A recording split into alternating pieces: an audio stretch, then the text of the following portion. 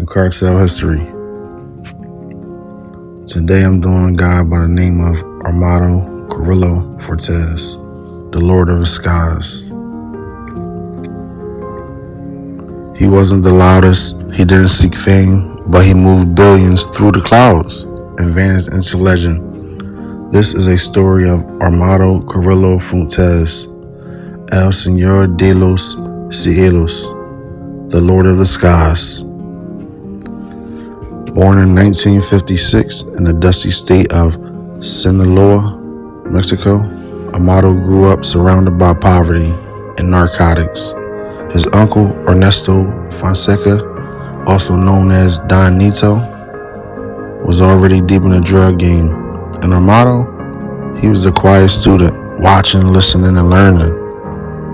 By the 1990s, after Fonseca's arrest, Amado took over the Juarez cartel, and he changed the game. He also brought his brothers and son along.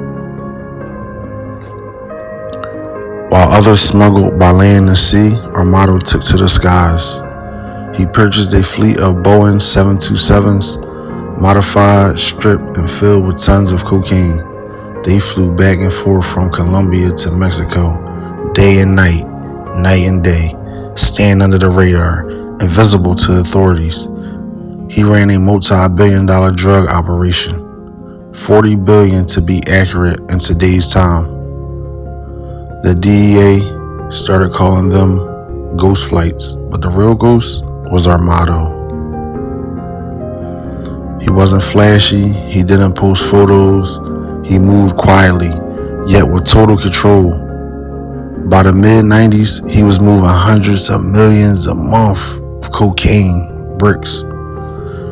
He laundered money through the banks and casinos, bribed police, paid off generals, even politicians knew, don't cross El Señor de los Cielos. But power draws heat, and by 1997, the walls were closing in. So Amado made a decision that shocked the world. He vanished. Authorities scrambled to find him, but he was already in a private hospital in Mexico City under a fake name, undergoing plastic surgery, trying to erase his identity.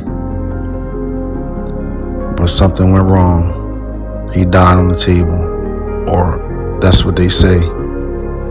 Two doctors who operated on him found days later, tortured, buried in concrete barrels. The message was clear: dead men don't talk. To this day, many believe Amado faked his death. Some say he escaped to Cuba.